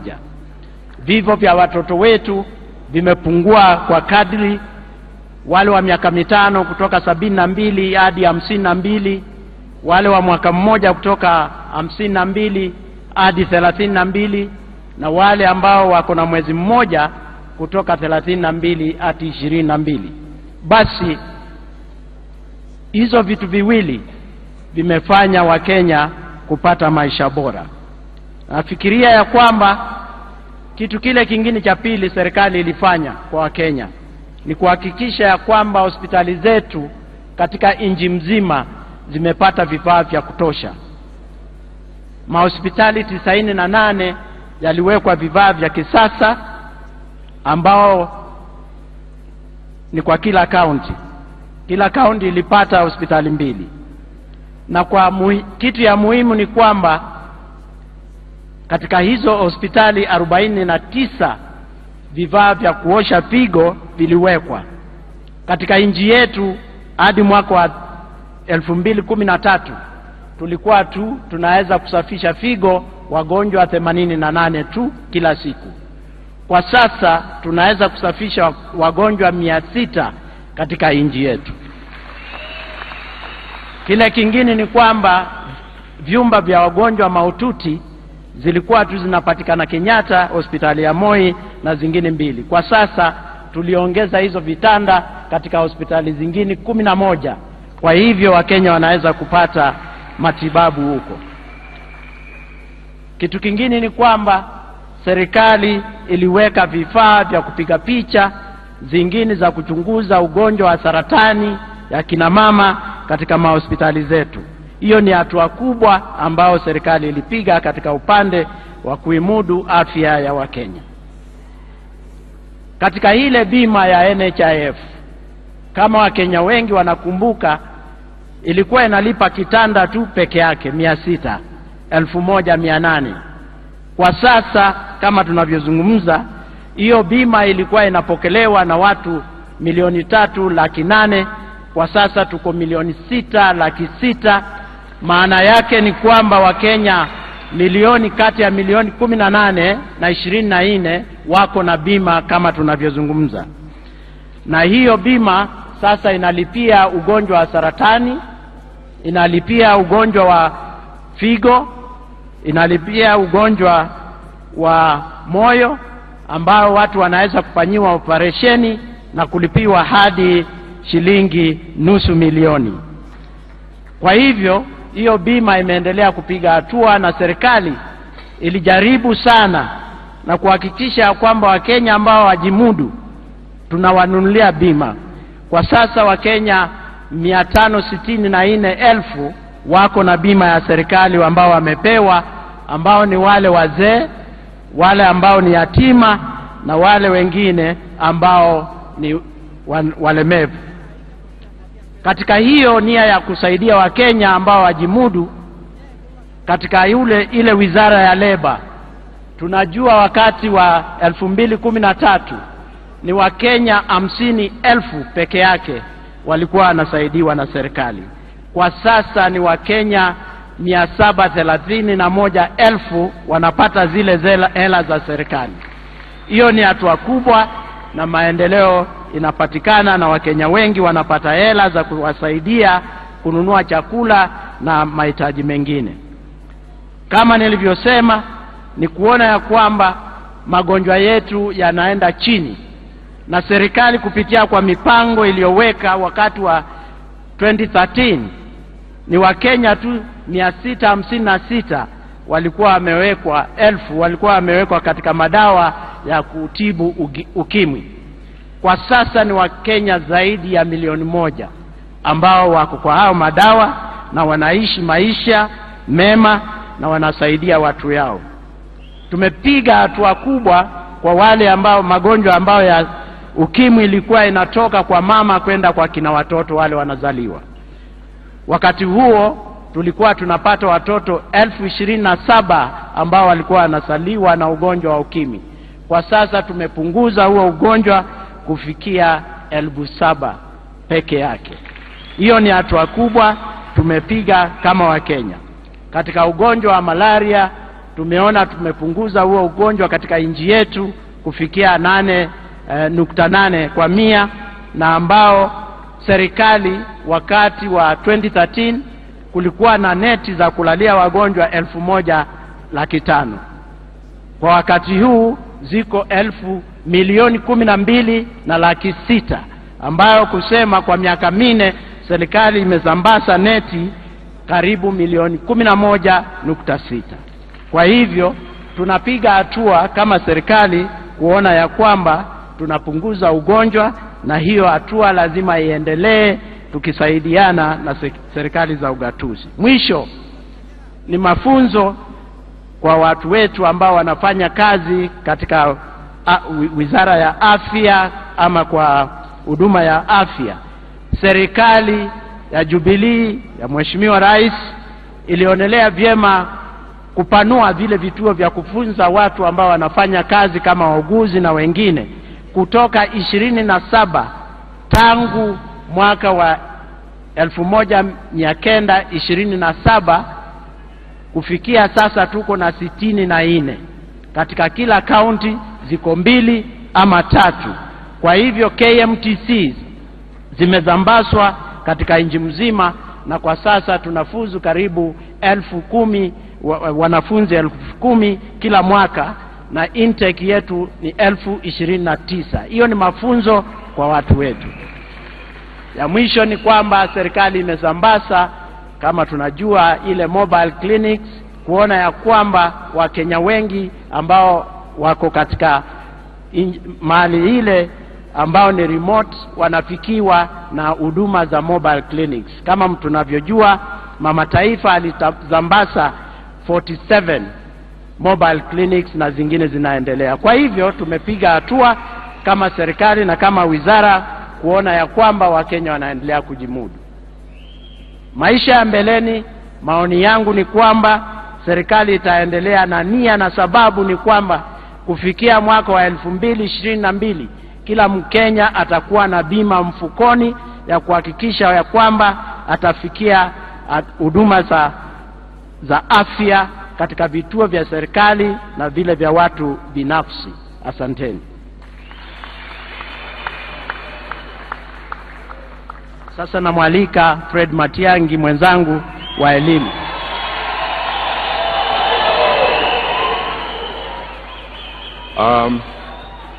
Your Excellency, the President of the Republic of Kenya, Your Excellency, the Deputy President, my cabinet colleagues, fellow Kenyans, ladies and gentlemen, Your Excellency, the story of Kenya's education system, which probably presents one of the most significant aspects of the Jubilee government's transformation, can be told all evening. But I want to make 5 points briefly. 1, fellow Kenyans, the focus of the Jubilee administration has been to strengthen, modernize, and ensure that our education system is globally competitive. And that is why we invested heavily in the digital literacy program to migrate the way we deliver content to the digital platform. As a result, we have distributed 850,000 digital learning devices across the country, trained 83,000 teachers, developed the educational cloud at the Kenya Institute of Curriculum Development, and we are well on our way to delivering content on the digital platform as promised by the Jubilee administration. 2, Your Excellency, fellow Kenyans, the Jubilee government has a plan, a consistent, focused plan on how we would provide compulsory free basic education up to Form 4. And the plan, Your Excellency, started with, first of all, increasing capitation to free day secondary education by 40%, and then waiving examination fees for all our children in Class 8 and Form 4, and then spending 9 billion shillings over the last 4 years to ensure that we expand infrastructure in our schools to provide capacity so that we can grow the numbers. And the facts speak for themselves. We have grown the population of our children in secondary schools from around 460,000 in 2013 to close to 1 million by January 2018. And, Your Excellency, because of the waiver of examination fees, we have seen huge numbers of our children who initially were inhibited by examination fees registering for exams. This year alone, we have registered 1.62 million of our children to sit for exams. 3, Your Excellency, because of your solid leadership, and I want to thank you even as a citizen of this country. In 2016, we managed to conduct, in the recent times, probably the only examination where all our children who sat for it got their results. And as a result of it, Your Excellency, every one of our children who attained university entry grades found a place in the university. And once and for all, therefore, we have done away with the tyranny of cut-off points to enter university. Every one of our children who gets university entry grade has a place in the university. And this was followed by a lot of transformational work that the Jubilee administration has done, opening up private universities for government-sponsored students, ensuring that we provide enough resources to fund our students who want to go into universities. If there is anything that speaks very strongly about the work that we have done in the education sector as the Jubilee administration under your leadership, Your Excellency, it's the amount of money that we have invested in the education sector. We have quadrupled the number of students who benefit from government loans since 2013, from 70,000 to 290,000 today. And, Your Excellency, in addition, we brought on board our children who are in technical training institutions, who are now receiving government funding to go to technical training institutions. Fellow Kenyans, you have to get this picture. In 2013, the number of students who got government funding to go to technical training institutions was 0. By 2017, we had put aside 1.2 billion to fund our students who are going to technical training institutions. And as a result, Your Excellency, we grew the number of our students in technical training institutions from 30,000 in 2013 to 200,000 in 2017. And this speaks volumes about the focus of the government on the education of our children. A lot can be said about what is going on in the education sector, but most importantly, fellow Kenyans, the focus on modernizing our education system so that we can move our children to the 21st century where they get competitive education that enables them to compete favorably in the globe. As a result, we have embarked probably on the most ambitious review of our education curriculum in the last 13 years, which will give our children an opportunity to pursue their talents, which will give us an opportunity to relook at the entire education sector from early learning years and ensure that we have an integrated system of providing education that brings in social protection and the health sector to the university level. Your Excellency, fellow Kenyans, much can be said about what has happened. The investments we have made in the education sector are huge, and the numbers will speak for themselves. We have put more and more resources. We have almost tripled the amount of money that we are making available to our students who are going to universities. In 2013, we only had about 5 billion. But by the end of financial year 2016-2017, we had put aside close to 13 billion to support our children who are going to our schools. All this and much more that can be said about the education sector have happened because of the solid leadership we've had from Your Excellency the President and the Deputy President. And I think I would like to end this evening by saying this. I can look all our children in Kenyan schools in the eye and tell them this confidently tonight. This government takes education as serious business, and we will ensure that the credibility of our education system is guaranteed, the credibility of our certificates is protected, and that we have no shame to stand anywhere on earth and say that we went through Kenya's education system. God bless you. Thank you very much. Thank you very much, Fred. Well said. Ladies and gentlemen, to cap what our CS for health, CS for water, and CS for education on all the social sectors have said, let me invite our party leader to, in the interest of time, to conclude and provide the way forward on the social sector. Ladies and gentlemen, I started by saying that when we came to office, we had a vision. When we came to office, we had a purpose. A purpose to transform lives, a purpose to transform our nation. And I believe, through the account of everything that we have heard, that we have made a very serious effort towards that end. I had an opportunity earlier to mention our agenda and objective in terms of jobs when we heard from the previous group of CSs. Mine is once again to commit to the people of Kenya that it is our intention to ensure that within the next 5 years we make Kenya food secure. We have shown our intention to this end by the Fertilizer Subsidy. When the Jubilee government came into power, Kenyan farmers were buying a bag of fertilizer at Kenya shilling 6,000. Today, as a result of the government subsidy program, Kenyan farmers are able to access that same fertilizer for 1,500 shillings, which has greatly increased the capacity of our farmers to produce.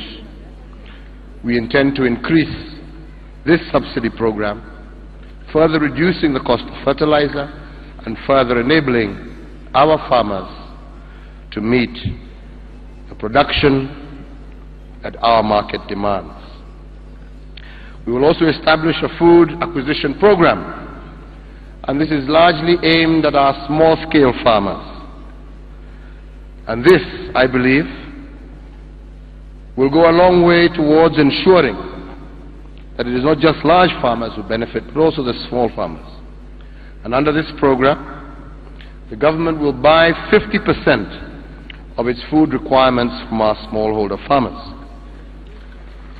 We also intend to transform the strategic grain reserve into a strategic food reserve, and also to include other foodstuffs such as millet, sorghum, beans, peas, milk powder, as well as canned beef, in order to promote our meat farmers as well. We are also investing in the coffee sector, where we intend to modernize a lot of our societies, and are also already in the process of modernizing all our KCC plants. As many of you may be aware, a few days ago, I already opened the newly revamped KCC factory in Eldoret, and we plan to do the same with the Kiganja factory. We plan to do the same with the Sotik factory. We plan to do the same with the Dandora factory, so that never again will our farmers have to spill milk because they have nowhere to take it. You've heard from CS Wamalwa about our plans with regard to irrigation, water harvesting and storage. We intend over the next 5 years to complete 57 large-scale dams, and these we believe will support smallholder farmers in drip irrigation. And we will also work with large-scale farmers, commercial farmers, to ensure that we meet our target of 1.2 million acres under irrigation. Ladies and gentlemen, it has been said that we just stood aside and watched as prices of unga rose. Nothing could be further from the truth. We have been working, and for 4 consistent years, Kenya has not had a food deficit despite drought, as a result of the programs that we have introduced. And even this time, it was our intention to first and foremost ensure that we have mopped up all the crop that was available before allowing any imports.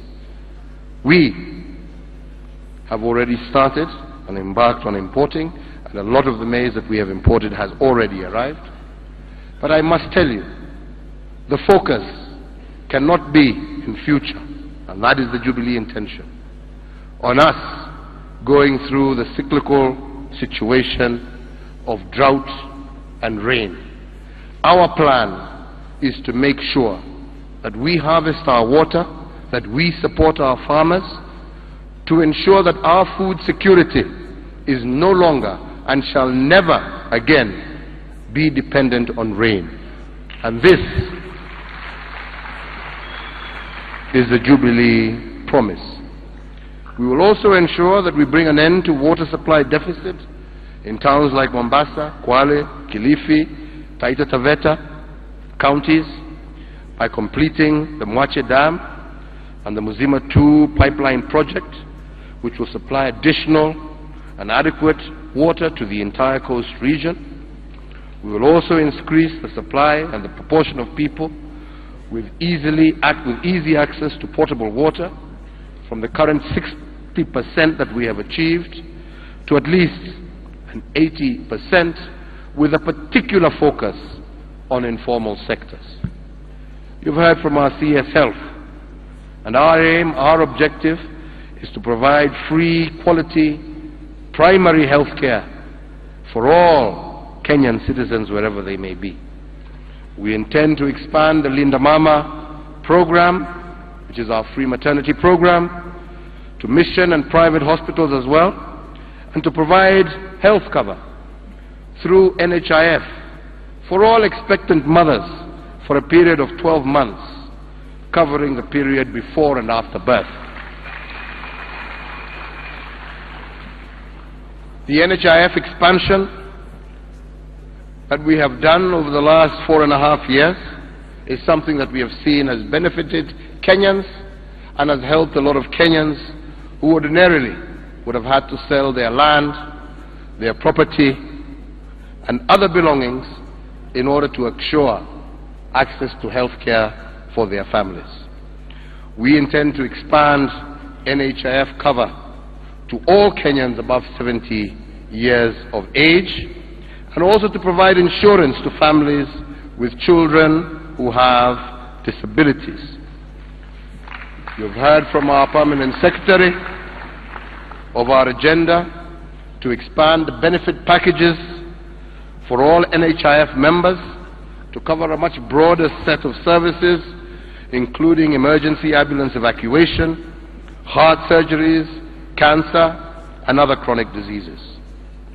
We will continue also to drive towards universal health care, and by 2022, more than 13 million Kenyans will have health insurance through NHIF. We will also increase the number of health facilities at the community level, including mobile health services, so that you and your family have access to fully equipped health centers within at least 5 miles of your home. The Managed Equipment Program, we have seen great success in bringing access to equipment that was previously only available in 2 government hospitals, Kenyatta National Hospital and Moi Referral in Eldoret.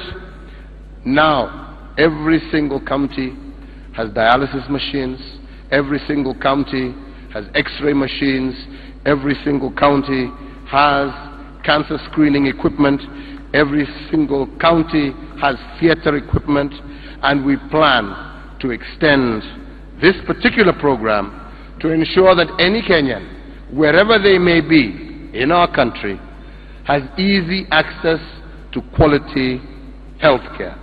And this also shall be through the establishment of at least 1 specialized cancer hospital in the country to reduce the financial burden and other challenges faced by patients seeking cancer treatment abroad. We will also provide internet-enabled communication in all our hospitals to enable medical personnel to seek expert guidance and support from specialists across the country, but also from our international partners. Our objective is to ensure that we take care of the health of our people, as well as encourage medical tourism, which will be a vibrant social-economic subsector for our republic. As again has already been mentioned, the cash transfer program that has brought a great deal of dignity to many of our elderly citizens. We expanded this program previously from 200,000 to over 700,000 in a period of 4 years. We intend to include and to expand this program to include every elderly citizen over the age of 70 and all those who are suffering from any kind of misfortune, thereby almost doubling this cash transfer program. With regard to education, you have heard from our CS Education, Fred Matiang'i.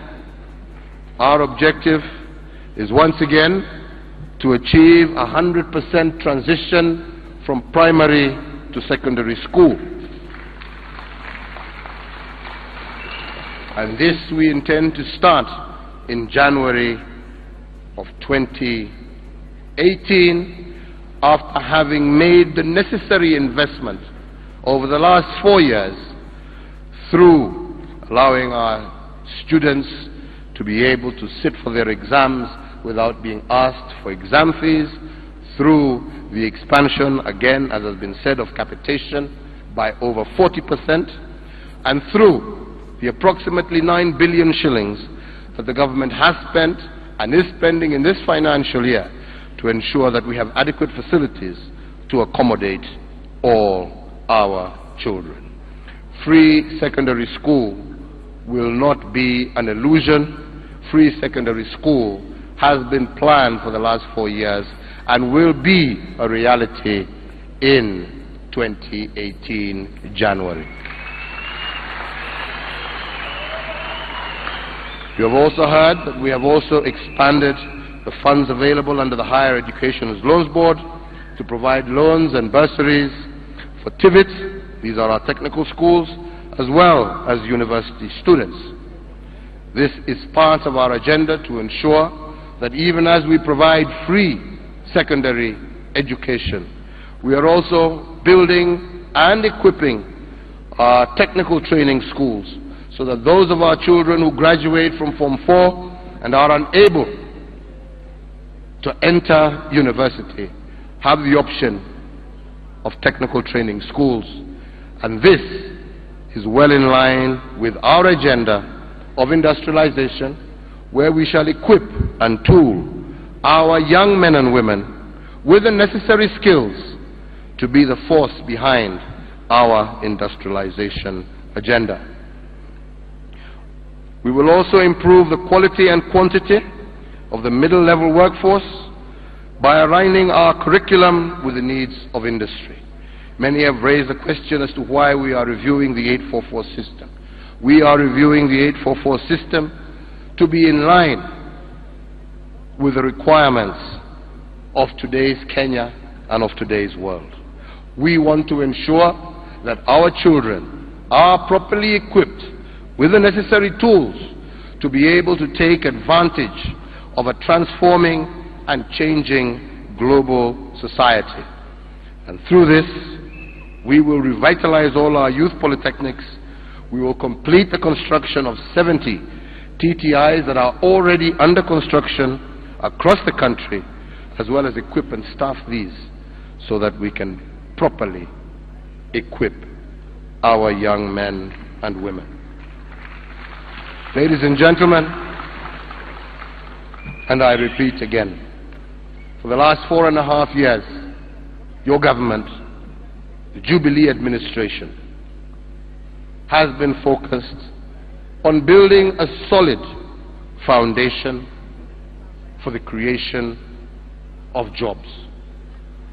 We have had to undertake massive infrastructural developments to take care of the shortfall and the gap that has existed in our country for the last 50 years.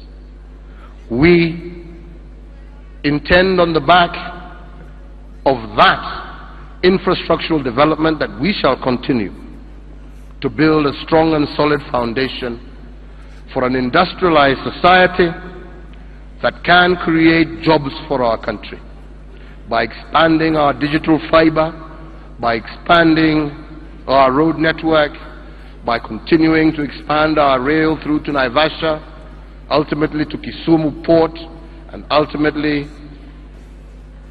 to Malaba, to connect with our neighbors. I believe that we will be a country that is not on the verge of takeoff, a country that has taken off and well on its way to being a middle-income country before the year 2030. And even as we do this and we focus on this, we shall not leave behind the poor and the marginalized. We shall continue to focus ourselves on the social sectors, the cash transfer programs for the elderly, for the disabled. That program will continue and be the Inua Jamii program will continue, and not only continue but be expanded, so that as we drive towards our industrialization agenda, we do it in a manner that no single citizen of our great republic shall be left behind. By freeing ourselves more from the burden of having to pay school fees for our children, we hope to develop a society where every Kenyan can be comfortable in the knowledge that they have access to health, that they have access to water, that they have access to education, and so be able to focus their energies not on their immediate needs, but rather on the needs of developing and growing an economy, of growing their incomes, of growing prosperity for our nation. And this, I believe, is the path that will lead to prosperity and to a stable and comfortable future for every citizen, as is guaranteed by our Constitution. We shall ensure that every citizen is connected to reliable and affordable electricity, as you have already heard. Having proven that point, by doubling in 4 years the number of Kenyans connected to electricity, and that has been done since Kenya's independence. Food security is critical. I need not repeat. Mine is to say that my administration seeks yours and indeed the support of 45 million wonderful and hard-working Kenyans to ensure that we achieve collectively our individual dreams and objectives. And I believe that we have earned that right to ask you. 4 years we have done what we have done. Our competitors may blame us for not achieving everything, and we are not saying that we are perfect. The question that they need to address themselves to is, what have they achieved in their more than 100 years combined in power? We are filling the gap. We are focused on the future. And as I said in my start, our rear view is only to ensure that we do not fall into the pitfalls of the past. Kenyans, let us unite under Jubilee. Kenyans, let us work together to achieve our common dream, our common vision, our common destiny as a people. I thank you very much. A round of applause, ladies and gentlemen. And as I please request His Excellency the President and the Deputy to please move closer to the middle of the stage. Kenyans are still on my case, Your Excellency, about this thing called unga. We will talk about it. Yes. How can we address this before we officially get this done? Let me start, and then my brother here will add. As I have said, our focus is no longer to make Kenya a country that is food dependent or food insecure. Our agenda from day one has been towards making Kenya a food secure country with prosperous farmers. And that is why one of the first programs that we introduced was the subsidy program. And that is why for 4 years now, again, a first in Kenya's history, Kenya has not had to import a single grain of maize. We have been able to satisfy our demands. Last year, unfortunately, was an excessively difficult year, but we focused ourselves first on ensuring that we had bought up every single grain, first and foremost of our Kenyan farmers. And when we realized that that was still not going to be enough, we have imported. That importation, right now I think we have about 1 million or 1.5 million bags already in the country that is already being distributed to all our millers and even to the small portion millers. And I strongly believe that within the space of the next week and a half, the issue of unga will be a thing of the past. But I want to again re-emphasize that the solution shall not be through importation of grain and maize. The solution will come through some of the initiatives. The strategic grain reserve that you heard me talk about, it will come through our expansion of our irrigation. It will come through our programs that are now beginning to roll out, like the Kulalu project, that as of next month will be producing approximately 30,000 bags of maize a month. A month. This is the way to make Kenya food secure and to have food affordable. Not by importation, but by empowering our people. And that's why I said we are a government that seeks solutions and long-term solutions, not whining about short-term problems. Thank you very much, so, Your Excellency. I think just to pick up from where the President, a little bit of history helps us. In 2008, As the President has said, we had a serious problem of production in Kenya. And the solution to food insecurity is premised on how well you plan production, right? How do you plan well production? There are three items. Number one, you need to support the farmers to produce. Number two, you need to enhance mechanization. And number three, you need to diversify the area where you produce. That's why irrigation comes in. On the first item, we have progressively enhanced fertilizer subsidy and seed subsidy. From 6,000 in 2008, today fertilizer is available to farmers at 1,800. What has happened? In 2008, the maximum number of grain, maize produced was 32 million bags. The highest in Kenya's history of maize production was in 2015, where we produced for the first time 42.5 million bags of maize. That history was recorded by the Jubilee administration because of the manner in which we have supported farmers progressively. What therefore is the future? In this year's program, we've said we are going to double the subsidy. We're going to make fertilizer even cheaper. From 1,800, we're now going to take it down to 1,200. That means more farmers can afford to buy fertilizer. We can increase production. Our program on irrigation that we rolled out today, as the President says, Galana, which is our signature program, is going to be rolling out 30,000 bags from July. 30,000 bags every month. And we have not spent the 15 billion that is being discussed around.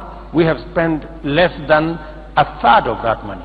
And looking into the future, with the irrigation program that we have now rolled out, with the dam projects, for the first time in the history of Kenya, TED, and Kenyans should listen, for the first time, we have 57 mega dams.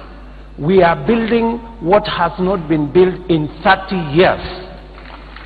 And you cannot secure the country if you don't improve on harnessing water, both for use, for domestic use, for livestock, and for irrigation.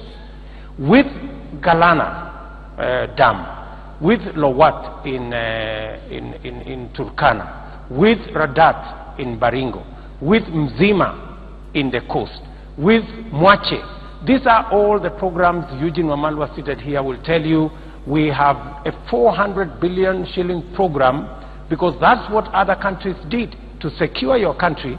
Yes, you can use the land you have, but as the population increases, you have to look for new ways, and our new ways is to produce food under irrigation.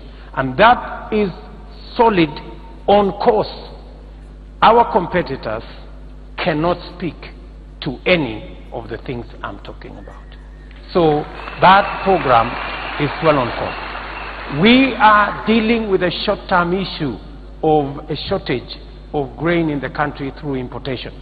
But our program is long-term, and we are sure that we will secure this country from the vagaries of hunger. Thank you very much. Your Excellency, just indulge me for a last minute before we receive this wonderful product. Two more questions. One, Your Excellency, can you speak to the issue of internships? The nation had you speaking about it. The youth of Kenya had you talking about it. Can you just speak to the issue of internship, paid internship, before I ask the Deputy to talk to us about where are those stadiums that we promised, and where are they being done? Is it a story? Tell us about it, Your Excellency. I said, going forward, our key focus, we have laid a foundation. We want to continue building on that foundation. And on that foundation, the principal objective is jobs for our young people. Jobs, jobs, jobs, jobs. That is why we are investing in education. That is why we are investing in the TTIs, to ensure that our people have been trained and have the necessary skills with the requirements required in industry. And that's why we have elevated it in our manifesto one step higher and said that every single Kenyan child who graduates through our TTIs or through university will be guaranteed a government-sponsored internship for a period of 1 year to 1.5 years, where they can obtain the necessary industry experience to be able to gain formal employment. And those who are not able to gain formal employment will have the opportunity of using their experience, and through funds that we have, such as the Youth Fund, the Women Fund, be able to obtain loans and start their own small business and become employers themselves. So that is the whole basis around our job internship program. And that's why, for example, we're saying, in order even to allow our banks and others to start lending to these SMEs, we also are in the process and are planning to create Kenya's own kind of Exim Bank that can support our major banks and back our major banks to be able to lend at affordable rates of interest to these young men and women, because we don't want to create a nation that basically believes that they can only be employed. Yes, there are those that will be employed, but we also want to encourage entrepreneurship as a way of encouraging our young men and women to become employers themselves through government-assisted programs. Thank you, Your Excellency. Honorable Deputy President, Stadium Zikwabi. Just to back up my boss on that issue of internship, it's a well thought out program initiated by the President. Every young person listening to us this evening who will graduate next year either from a TTI or from a university, and we are talking about 100,000 of them, from next year they will know that they are guaranteed by the Kenya government that on completion, as they leave college, they are entitled to a 1-year internship program paid for by the government of Kenya. They will have money in their bank.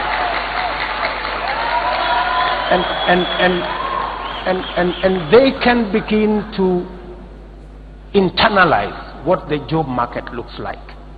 And they have a whole year or a year and a half to do that. And as they do that, every month the government will be paying them between 12 and 15,000 shillings every month for every graduate who will be getting out of college. And the reason is, as the President says, to begin to prepare these people for industrialization, so that the experience they are supposed to be acquiring, a whole year experience, will give them the necessary platform. To answer to the stadium, as we talk today, I know many people, I have heard many people discuss about, okay, you made promises, you haven't kept some of them. Let me say the following. You've heard Matiang'i say, we already have close to 900,000 gadgets rolled out to our school program. There's been an issue about our digital learning. I think that's now sorted out. As we talk today, in 6 months' time, the stadium in Wote will be complete. In 3 months' time, the stadium in Chuka will be complete. In 3 months' time, the stadium in Moyale will be complete. In 6 months' time, the stadium in Kamarin in West Pokot, which is historic, will be complete. In a couple of months, the stadium in Eldoret will be complete. In Nyeri, the President gave the title. There was a challenge of title. Now we have a title, and now the program has been rolled out. In Kiambu, in another 3-4 months, the stadium will be complete. We have challenges. We have a small challenge in Mombasa because the county government has issues of ownership of the land, although all the contracts and everything has been signed for, including The tartan for the stadium is in place. We have a small challenge again in Kisumu because the county government has not relocated the dumping site, which is next to the stadium, and international requirements dictate that you cannot have a dumping site side by side with a stadium. As soon as that is relocated, that process will be complete. So instead of 5 stadiums, we actually went for 9, just to make it good and to make it better. And for your information, just for your information, we are also spending close to 300 million shillings to refurbish Nyayo Stadium and this stadium here in Kasarani in preparation for the youth championships. So we are well on the way in doing that. And just to answer one last question, which is tied to the stadium, what have we achieved? We've delivered on the standard gauge railway. We've delivered on our roads. We've delivered on the water projects. We've delivered on security, which was a big threat to our country. We have delivered on free maternity. We have delivered on electricity. We have delivered on the fact that we've connected all our primary schools, 22,000 of them. If it was a scorecard, we've delivered on 85%. And 85% by all indications is an A, my friend. Thank you. A round of applause. Your Excellency, I want to congratulate you of doing one of the biggest projects. This is the biggest project in Africa, and I'm told it's the 5th biggest project in the world. And this particular gadget that I'm holding, by any chance, do you know what it's called in Kiswahili? They had to find a new word for it. This is called vipakatalishi. Vipakatalishi is the new word in town, and it's available for all our kids in school. Your Excellency, I will kindly request that you now receive a copy of this wonderful manifesto. Karibu. Wow. Thank you, Princess. Thank you very much. Come stand here. Let's do it together. And you, well done. Yeah. And on stage, Your Excellency, right behind you are various recipients of various grants and aid by the government from all over Kenya. Our choir.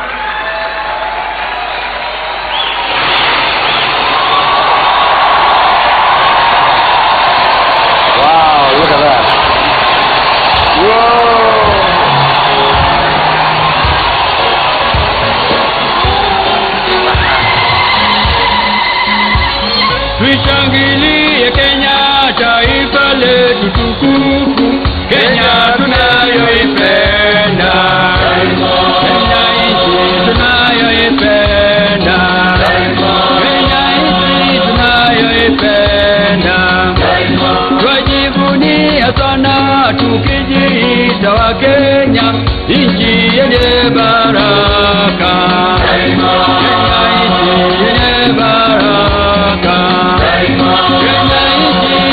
baraka.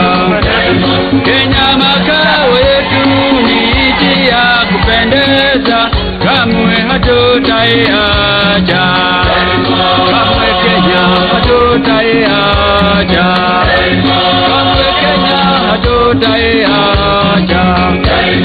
Anayependa Kenya ni yule mwenye kutenda haki kwa watu wote, mtu mwenye kutenda haki, mtu mwenye kutenda haki. Na ukipenda Kenya ujitengane na mambo yenye kuvunja amani. Hatutaki matata Kenya, hatutaki matata Kenya.